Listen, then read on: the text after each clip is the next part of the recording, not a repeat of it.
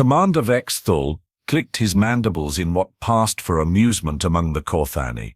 The human female lay crumpled on the deck, plating of his flagship like a discarded toy. Her pale skin mottled with bruises that bloomed purple and yellow across her limbs. Blood trickled from a gash above her left eye, and her breathing came in ragged gasps that fogged the cold air of the interrogation chamber. "Look at this pathetic creature," he chittered to his second-in-command, Sub-Admiral Kex 9. The great human warrior, the terror of the Outer Rim, reduced to this. The woman's name was Mira Kane, though the Korthani databases had listed her with a dozen aliases. Captain of the UES Defiant, veteran of the Proxima campaign, destroyer of 3 Korthani battlecruisers in the Vega sector. And now she looked like something you'd scrape off your boot after a particularly unpleasant walk through the marshlands of Kortha Prime. Kex 9's antennae twitched nervously. "Commander, perhaps we should proceed with the execution.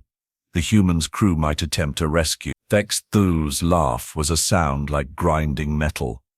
"With what ships? We destroyed their pitiful fleet 6 cycles ago. There's nothing left of human space command in this sector, except radiation and debris." He gestured dismissively at the prone figure. "And this broken doll is all that remains of their so-called elite." The interrogation had lasted 3 standard days. 3 days of neural probes, pain inducers, and psychological pressure designed to break even the strongest mind. The humans, for all their reputation for stubbornness, were still organic creatures with organic limitations. Pain was universal, fear was universal, and eventually everyone broke. Or so the Korthani believed. Mira Kane's chest rose and fell in a rhythm that suggested unconsciousness, but Vexthul had learned not to trust human stillness. They were tricksters, these mammals, deceptive in ways that often caught other species off guard. Still, the medical scanners confirmed massive internal injuries, 3 broken ribs, a fractured skull, and neural trauma that should have left her a vegetable. The interrogation protocols yielded nothing useful, Kex 9 reported, consulting his datapad. She provided false coordinates for human strongholds, outdated tactical information, and what our analysts believed to be complete fabrications about human defensive capabilities. Of course she did. Vexthul approached the still form, his clawed feet clicking against the metal deck. Humans cling to their secrets even unto death. It's both admirable and utterly pointless. He nudged Kane's shoulder with his foot. No response. Their stubbornness is legendary, but it won't save their species from extinction. The Korthani Empire had been methodically consuming human colonies for 2 solar cycles now. World after world fell to their advanced technology and superior numbers. Humanity's resistance grew more desperate with each passing month. Their tactics more erratic, their losses more devastating. The war was essentially over. Only the humans were too proud or too stupid to admit it. "Sir," a communication officer's voice crackled through the chamber's speakers. "Long-range sensors are detecting an anomaly in the Kepler-42 system. Multiple energy signatures approaching at high velocity." Vexthul's mandibles spread in irritation. "Specify, Lieutenant Jex 7. Unknown vessel configuration, Commander. The energy readings don't match any known human or Korthani designs. ETA to our position is approximately 4 standard hours." Interesting. Vexthul had been hoping for reinforcements from the 5th Fleet, but unidentified ships in this sector meant either pirates, refugees, or possibly another alien species looking to scavenge from the war zone. None of those possibilities concerned him greatly. The KS Dominion was a sovereign-class dreadnought, with enough firepower to sterilize small moons. "Maintain surveillance and alert me when they reach scanning range," he ordered, "and prepare the prisoner for transport to the detention level. I grow tired of looking at human weakness." 2 Korthani guards moved toward Kane's motionless form. They were halfway across the chamber when she spoke. "You know what's funny about you bugs?" The voice was hoarse, barely above a whisper, but it carried clearly in the chamber's acoustics. Both guards froze. Vex Thul's compound eyes focused sharply on the human. Kane's head lifted slowly from the deck, and when she looked up, there was something in her expression that made Vex Thul's survival instincts suddenly scream warnings. It wasn't pain, it wasn't fear, it was something far more dangerous. It was amusement. "You assume we are like you," she continued, pushing herself up on one elbow despite the obvious agony the movement caused. "You think we have the same limitations, the same weaknesses, the same breaking point." "Impossible," Kex-9 muttered, consulting his scanner frantically. "The medical readings show massive trauma. She should be comatose or dead." Kane laughed, and the sound sent an involuntary shiver through every Corthani in the chamber. It was the laugh of someone who knew a secret, a terrible, wonderful secret that was about to change everything. "Here's the thing about humans that your intelligence files probably missed," she said, struggling to her feet with movements that should have been impossible given her injuries. "We don't actually break the way other species do. We bend. We adapt. We endure things that would drive sane creatures to madness. And sometimes," she paused, wiping blood from her mouth with the back of her hand, "sometimes we pretend to be weaker than we are."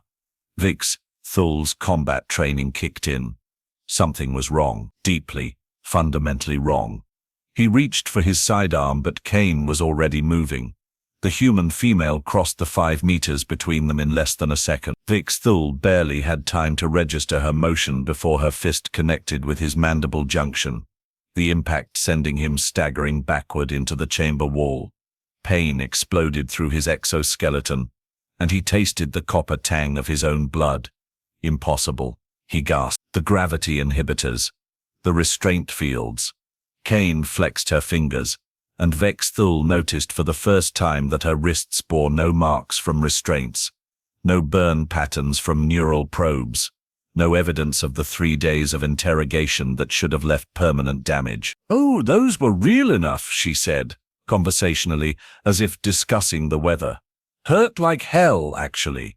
But you made a critical error in your assumptions." She turned to face the other Corthani in the chamber, and several of them involuntarily stepped backward. "You thought I was here, by accident." The chamber's security alarm began wailing, but Kane seemed unconcerned by the harsh electronic shriek. If anything, her smile widened. "You see, we knew about your interrogation methods. We knew about your psychological warfare tactics. We knew about the pain inducers and the neural probes and all the other lovely toys you used to break prisoners." She began walking toward the chamber's exit, her movements becoming steadier with each step. "What we needed to know was how long your standard interrogation lasted, how many guards you used, what your security protocols looked like from the inside." Vex Thul struggled to his feet, his weapon finally clearing its holster. "You are saying you deliberately allowed yourself to be captured?" "Bingo." Kane's grin was predatory now, showing teeth that seemed sharper than human dentition should allow. "Give the bug a prize." The first guard reached her as she approached the exit.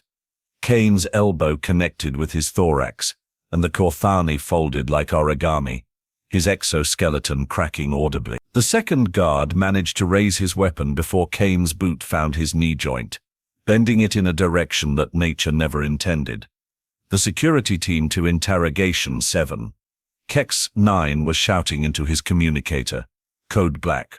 Repeat, code black." Kane paused at the chamber threshold and looked back at Vex Thul with something that might have been pity. "You want to know the really funny part?" she asked. "Those energy signatures your sensors detected? Those aren't reinforcements coming to rescue me." Her laugh echoed off the metal walls like breaking glass. "I'm the rescue mission." The chamber lights flickered, and somewhere in the distance, Vex Thul could hear the sound of explosions. Small ones, precise ones, the kind that took out specific systems rather than causing widespread damage. "What have you done?" he whispered. Kane's expression shifted from amusement to something far colder, far more dangerous. When she spoke, Her voice carried the authority of someone who had commanded fleets and won battles against impossible odds. "What I have done, Commander Vexthul, is given you exactly what you wanted. A broken human prisoner, someone weak and helpless for you to torture and mock." She stepped backward into the corridor, her form already disappearing into the shadows beyond the chamber entrance. "The problem is, you never bothered to ask why someone like me would let themselves be captured so easily." The lights went out completely, plunging the chamber into dark. Emergency power kicked in a moment later, bathing everything in hellish red light that made the Corthani's compound eyes reflect like jewels. But Kane was gone. "Find her," Vexthul roared, his voice cracking with panic. He didn't want to acknowledge. "Lock down all decks, seal every corridor, activate every security measure we have." But even as he gave the orders, he knew they were too late. Whatever Kane had planned, whatever purpose her capture had served, it was already in motion. And judging by the increasing frequency of those distant explosions, it was working exactly as intended. The communicator on QX9's belt crackled to life. "Bridge to command. Sir, we are receiving a transmission on all frequencies. Origin point appears to be inside our own ship." Vexthul snatched the device from his subordinate's hand. "This is Commander Vexthul. Identify the source of that transmission immediately." "Sir, the transmission is audio only. It's the human prisoner, sir. She's broadcasting to the entire fleet." A cold certainty settled in Vexthul's stomach like a stone. "Put it through." Kane's voice filled the chamber, carried by every speaker in the ship. But now it wasn't the hoarse whisper of a tortured prisoner. It was clear, strong, and filled with a confidence that made Vexthul's skin crawl. "Attention, Corthani fleet. This is Captain Mira Kane of the United Earth Defense Force. I'm currently aboard your flagship, and I have a message for all of you." A pause, filled with the kind of silence that preceded thunderclaps. "You made a mistake when you decided to wage war on humanity. You made an even bigger mistake when you thought you could break us through torture and intimidation." More explosions echoed through the ship's hull, closer now, more frequent. "But your greatest mistake," Kane's voice continued, "was believing that a human would come to your interrogation chamber unarmed." The ship's lights flickered again, and this time they stayed off longer before the emergency power restored them. When the red glow returned, Vexthul noticed that several of his subordinates were backing toward the exits, their survival instincts overriding their military training. He couldn't blame them. Every warrior instinct he possessed was screaming the same message. "You see, gentlemen," Kane's voice was almost conversational now, as if she were explaining something to children. "Humans have this wonderful ability to turn just about anything into a weapon. Paperclips become lockpicks, shoelaces become garrotes, and medical implants." Another pause, punctuated by what sounded like electrical systems overloading somewhere deep in the ship. "Medical implants become very interesting things indeed, when they are designed by human military engineers." Vexthul's mind raced through the implications. Medical implant. Standard procedure for human prisoners was a complete medical scan, but those focused on detecting weapons, poisons, and communication devices. Legitimate medical technology was usually ignored, especially if it appeared to be treating genuine injuries. "How long?" he asked X9. "How long has she been aboard this ship?" 73 hours, 17 minutes came the immediate reply. 73 hours, more than enough time for a human military engineer to study Corthani ship systems, identify weaknesses and plan something catastrophic. More than enough time for someone with the right knowledge to turn a medical implant into a dozen different kinds of nightmare. "Sir," the bridge communication came through again. "We are detecting massive power fluctuations in the primary reactor core. Engineering reports that someone has been accessing core systems through maintenance conduits." Kane's laughter echoed through the speakers once more. "Did you really think I spent 3 days just screaming and bleeding for your entertainment? I was mapping your ship, gentlemen, learning your systems, finding your weak points." Her voice dropped to a whisper that somehow carried more menace than any shout. "And now, I'm going to show you exactly why humanity has survived every extinction event this galaxy has thrown at us. The ship shuddered, not from weapons fire or collision, but from something internal. Something that made the very structure of the massive dreadnought groan in protest. Evacuation protocols, Vexthul ordered, his pride finally cracking under the weight of genuine fear. All hands to escape pods. Now, but even as he gave the command, he suspected it was already too late. Whatever Kane had planned, whatever purpose her seemingly impossible endurance had served, it was reaching its crescendo, and Commander Vexthul of the Corthani Imperial Navy was beginning to understand that he had not captured a human prisoner. He had invited a human weapon aboard his ship. The lights went out again. This time, they didn't come back on. The emergency lighting cast everything in blood-red shadows, as Vexthul stumbled through corridors that had become alien to him. His own ship felt like a trap now, every corner potentially hiding the human predator who had somehow turned his greatest victory into his worst nightmare. "Bridge? Respond!" he barked into his communicator, but received only static. The ship's internal communication grid was failing section by section, leaving pockets of isolated crew members scattered throughout the massive vessel like islands in a sea of silence. Behind him, Kex-9 struggled to keep pace, his injured leg dragging against the deck plating. "Commander, the escape pods in Section 7 are offline. Some kind of malfunction in the launch systems. Then we use Section 4, Vexthul snapped, though he suspected they would find the same problem there. Kane had been aboard for 3 days. 3 days to learn, to plan, to turn their own technology against them. The thought made his exoskeleton itch with paranoia. A new voice crackled through the ship's dying communication system. Not Kane this time, but another human, male, younger, speaking in the clipped tones of military efficiency. "Captain Kane, this is Lieutenant Beck, aboard the UES Phantom. We are reading massive energy spikes from the Corthani flagship. Status report, please." Kane's response came immediately, her voice now broadcasting from what sounded like the ship's bridge. "Hello, Marcus. Right on schedule, I see. I'm currently in control of their primary systems, and I have got some very interesting intelligence for Fleet Command." Vexthul's blood turned to ice water. She was on the bridge. His bridge. Somehow, while they had been scrambling to find her in the lower decks, she had made her way to the most secure location on the ship. "Confirmed, Captain. We have got visual on 12 Corthani vessels holding position around the flagship. They don't appear to be aware of our presence yet." "They won't be for much longer," Kane replied, and Vexthul could hear the satisfaction in her voice. "I have been very busy these past few hours. Tell Admiral Foster that the intelligence package is ready for transmission." Intelligence package. The words hit Vexthul like a physical blow. While they had been interrogating her, she had been interrogating them. Every system she accessed, every corridor she mapped, every weakness she discovered was now being transmitted to the human fleet. "Sir," Kex-9 whispered, "if she has access to our tactical databases, then she knows the location of every Corthani installation in this sector." Vexthul finished grimly.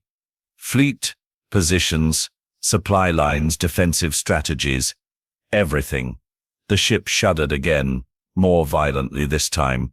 Whatever Kane was doing to the reactor core, it was accelerating. Through the nearest viewport, Vexthul could see the running lights of the other ships in his fleet, still maintaining their protective formation around the flagship, still unaware that their commander was no longer in control. "Lieutenant Beck," Kane's voice continued, "you might want to pull back to minimum safe distance. I'm about to demonstrate why human engineers put so many redundant safeties on fusion reactors." "Copy that, Captain. All ships, withdraw to 10,000 kilometers. Prepare for fireworks." Vexthul broke into a run, his dignity forgotten in the face of approaching catastrophe. The nearest functional escape pod bay was still 3 sections away, and the ship's internal sensors were reporting cascade failures throughout the power grid. Kane wasn't just destroying the vessel.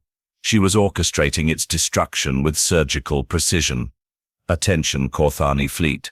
Kane's voice echoed through every functioning speaker on every ship in the formation. "This is your final warning. You have exactly 5 minutes to withdraw to beyond the system's asteroid belt. Any vessel that remains within the inner system after that deadline will be considered hostile and dealt with accordingly." The response came immediately from Admiral Kex Prime aboard the battlecruiser Conquest. "Human, you are in no position to make demands. Surrender immediately, or we will destroy your ship and recover our commander from the wreckage." Kane's laughter filled the communication channel. "Admiral, I think you misunderstand the situation. Your commander is currently running through the corridors of a ship that's about to become a very large bomb. As for my ship..." There was a pause, filled with the sound of interface panels being manipulated. "Well, let me show you exactly what position I'm in." The lights throughout the flagship suddenly blazed back to full power. Every system that had been failing came online simultaneously, flooding the ship with energy that made the deck plates vibrate under Vex Thul's feet. But it wasn't restoration, it was overload. Kane was feeding every bit of power the ship could generate into systems that were never designed to handle such loads. "You see, Admiral," Kane continued conversationally, "while your people were busy trying to break my mind, I was busy learning everything there is to know about Corthani engineering. Did you know that your ships don't have the same safety protocols that human vessels do? No automatic shutdowns, no fail-safes, no emergency overrides that can't be bypassed with the right access codes." Through the viewport, Vex Thul could see the other ships in the fleet beginning to move, their engines glowing brighter as they prepared to withdraw. Admiral Kex Prime might be arrogant, but he wasn't stupid. Not when faced with the possibility that the largest ship in the fleet was about to detonate. "Of course," Kane added, her tone becoming distinctly colder, "I also learned about your interrogation techniques, your psychological warfare methods, the way you torture prisoners for information." The ship's lights flickered ominously. "I found that part particularly educational." Vex Thul reached the escape pod bay to find half a dozen of his crew members frantically working on the launch controls. The pods were there, sealed and ready, but the bay doors remained stubbornly closed. "Commander!" Technical Specialist Zex-4 looked up from an open access panel, his mandibles clicking with frustration. "The launch sequence is locked out. Someone has hard-coded a delay into the system." "How long?" Vex Thul demanded. 47 minutes, sir. The same amount of time as a standard Corthani interrogation session. Kane had programmed their escape route to mirror the length of their cruelty. The poetic justice of it would have been admirable if it weren't so terrifying. Kane's voice returned to the ship's speakers. "I should probably mention that I have taken the liberty of transmitting the complete specifications for Corthani military technology to every human colony in this sector. Your shield frequencies, your weapon capabilities, your ship designs. All of it." Her tone became almost cheerful. "I do hope you don't mind. I consider it fair payment for the hospitality you have shown me." The ship lurched suddenly to starboard, and Vex Thul realized that Kane was no longer just destroying the vessel. She was piloting it, moving it into position for whatever final act of destruction she had planned. Admiral Kex Prime, Kane called out across the communication channels. "You have 2 minutes remaining. I suggest you use them wisely." "Human," came the Admiral's response, his voice tight with controlled fury. "If you harm Commander Vex Thul, the Corthani Empire will burn every human colony in known space." "Admiral," Kane replied, and now her voice carried a weight that made even Vex Thul pause in his desperate flight toward safety. "The Corthani Empire just spent 3 days torturing a human prisoner for information. Do you really think we are going to negotiate with you now?" The flagship's engines roared to life with a sound that reverberated through every bulkhead. Kane was accelerating toward the center of the Corthani formation, using the massive dreadnought as a missile aimed at the heart of the fleet. "But," she continued, her tone becoming almost conversational again, I'm not entirely unreasonable. Commander Vexthul, if you are listening, you have 60 seconds to reach the forward observation deck. There's a surprise waiting for you there. Vexthul looked at his chronometer. The forward observation deck was on the opposite side of the ship from his current position. Even if he ran at full speed, he would never make it in time. Unless the maintenance shafts, he said aloud, his mind racing through the ship's blueprint. QX9. The central maintenance shaft runs directly to the forward section. Sir, those shafts weren't designed for Corthani physiology. The clearances are too narrow. Then we make them wider. Vexthul drew his sidearm and began firing at the nearest maintenance hatch, his energy bolts melting through the metal like it was plastic. Move! The shaft was indeed too narrow for comfortable passage, but desperation provided remarkable motivation. Vexthul squeezed through openings that scraped against his exoskeleton, crawled through spaces that left him gasping for air, and emerged into the forward observation deck with 17 seconds to spare. Kane was waiting for him. She stood before the massive transparent aluminum window that provided a panoramic view of space, her back to the entrance. Her posture was relaxed, almost casual, as if she were simply enjoying the view of the star. The blood had been cleaned from her face, and her uniform had been replaced with a Corthani engineering coverall that was far too large for her frame. "Hello, Commander," she said without turning around. "I was beginning to think you wouldn't make it. What do you want, human?" Kane finally turned to face him, and Vexthul was struck by how utterly unremarkable she appeared. Average height for a human female, brown hair pulled back in a simple ponytail, features that wouldn't stand out in any crowd. Nothing about her suggested the tactical genius who had just dismantled an entire fleet from the inside. "What I want," she said, walking to a nearby control console, "is for you to witness the end of Corthani expansion into human space." Her fingers danced across the interface panels with practiced efficiency. "You see, this little demonstration isn't just about destroying your fleet, it's about sending a message." The flagship's main engines cut out suddenly, leaving them drifting in the vacuum. Through the observation window, Vexthul could see the other Corthani vessels maintaining their distance, waiting to see what would happen next. "The message," Kane continued, "is that humanity doesn't break the way you think we do. We don't surrender when faced with superior technology. We don't submit when confronted with overwhelming odds." She paused at a secondary console, her hands moving with the confidence of someone who had spent days learning every system on the ship. "Instead, we adapt. We learn. We turn your strengths into our weapons." "You are going to kill us both," Vexthul observed. "Actually, no," Kane smiled, and for the first time since this nightmare began, it seemed genuinely warm. "That was never the plan.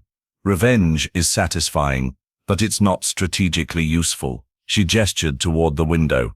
"Look." Vexthul followed her gaze and felt his mandibles drop open in shock. The space around the Corthani fleet was no longer empty. Human ships were materializing from stealth, their hulls shimmering as advanced cloaking fields deactivated. Dozens of them, maybe hundreds. A fleet that dwarfed the Corthani formation by a factor of 10. "You see," Kane explained, her voice filled with quiet satisfaction, "while your people were focused on interrogating me, human intelligence was tracking every ship in your fleet, learning your patrol routes, your communication protocols, your tactical preferences. All the information I gathered during my stay here has been transmitted to Fleet Command, giving them everything they need to plan the perfect ambush." The communication channels crackled to life with Admiral Kex Prime's voice, but now it carried none of its earlier arrogance. "Human fleet, this is Admiral Kex Prime of the Corthani Imperial Navy.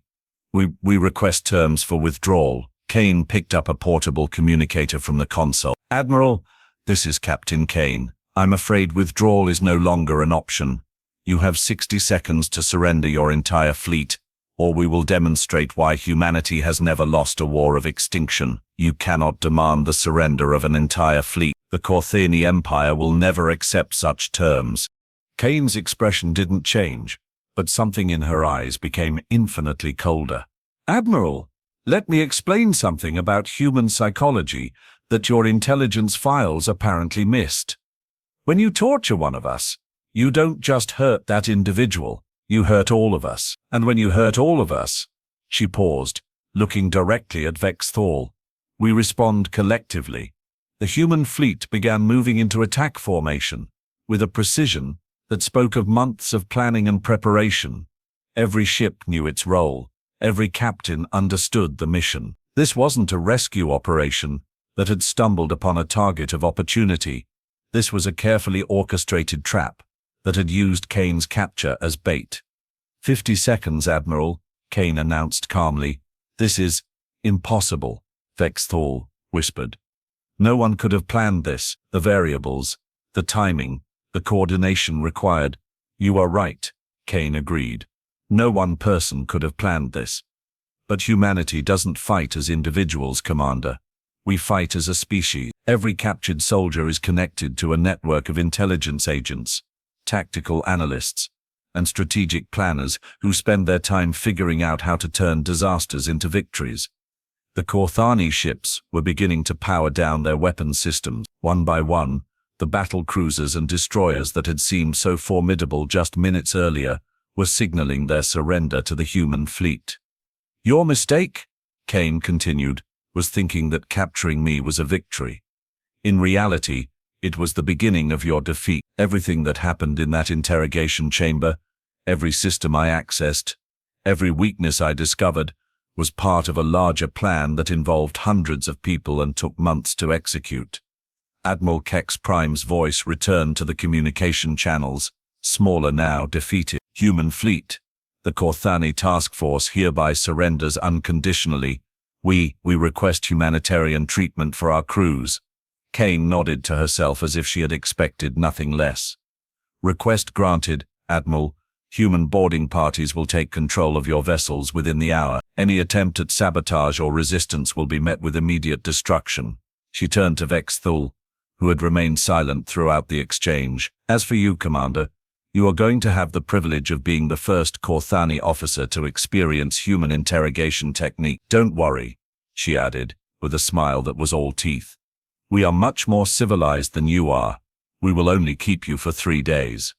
The irony was not lost on him. As human marines began boarding the Korthani flagship, Vexthal realized that everything he thought he knew about human psychology had been wrong. They weren't weak creatures who broke under pressure. They were apex predators who had learned to disguise their strength as vulnerability, their planning as improvisation, their coordination as individual heroics. Mira Kane hadn't been captured by the Korthani fleet. The Korthani fleet had been captured by Mira Kane, and as the human marines escorted him toward what he suspected would be a very educational few days, Vexthal understood that the war between humanity and the Korthani Empire had just taken a decisive turn. The question was no longer whether humanity would survive. The question was whether the Korthani Empire would.